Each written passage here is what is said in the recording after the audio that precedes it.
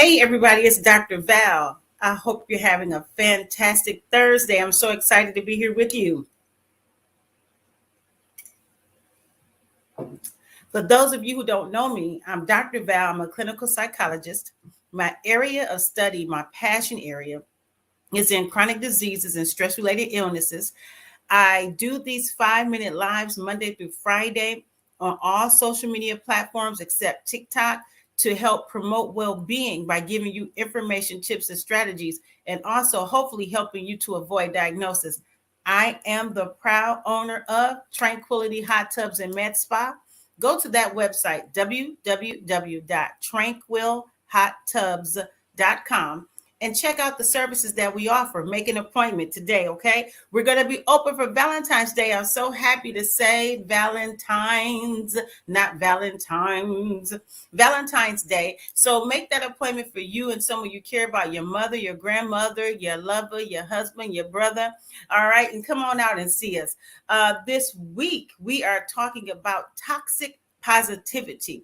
I know that many people have made resolutions, and one of those resolutions probably for some is to be more positive, but there is a such thing as toxic positivity. So to help us be productive this year and get the results we want, we're going to talk about this. On Monday, we talked about what is positivity. Go back and check out that video if you haven't seen it. Tuesday, what is toxic positivity? Same thing. If you haven't checked that out, go back and watch it. Wednesday, what we gave some examples of toxic positivity. And today, Thursday, we're talking about how does toxic positivity affect you? And then Friday, we're going to talk about having balance. While we don't want to be negative, we don't want to be overly positive either. All right, so medical news 2021 gave some of these examples of how toxic positivity can affect a person. One, it can cause them to ignore real harm. And we've seen this with people who are in abusive relationships, that they will stay in the abusive relationship believing it's going to get better. And some people have even lost their lives because they did not leave, and they should have. It demeans a loss. So a loss can be major and great, but toxic positivity will cause a person to lessen the reality of the fact that they lessen the effects of the reality that they did have a loss or they did experience a trauma. It will cause isolation and stigma. Most people who are dealing with toxic positivity will want to stay away because they feel like they always have to be positive. And if they're not positive, then people are going to call them weak or see them as weak or less than. It could cause communication issues because I want to tell you really how I'm feeling, but I know that I got to remain strong, right? I have to remain strong for the family, for my friends, and I can't really tell you how I feel.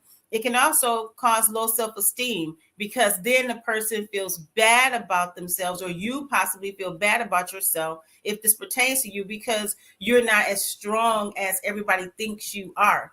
And that's not true. It can make you feel shameful because you're not always positive and you do have thoughts of negativity as far as what happened to you and what you went through, which is normal.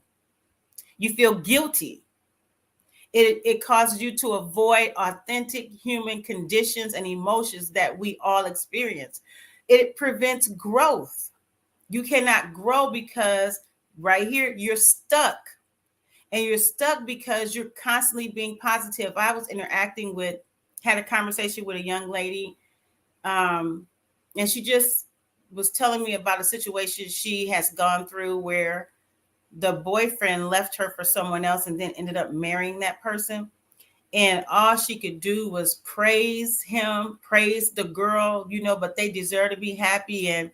But you over here hurt, your heart is broken, you're not dealing with your hurt, and it's causing you to be stuck, which then caused her to get in another relationship that's similar, because trauma-based relationships, go back and watch what I talked about on soul wounds. But then let's talk about physiologically what happens. It causes undue stress on your body, which then impacts your immune system. It impacts your mind. Some people feel depressed. Some people feel anxiousness, fatigue, frustration because they always feel like they have to be constantly positive and they have to say the right thing at all times, right?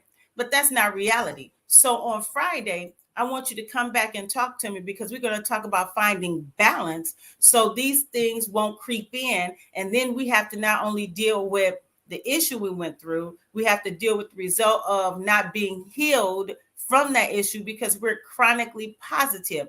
So just because you acknowledge that you have gone through some things, you've been impacted by some things and have overcome some things does not mean that you are not strong. So don't let people tell you that.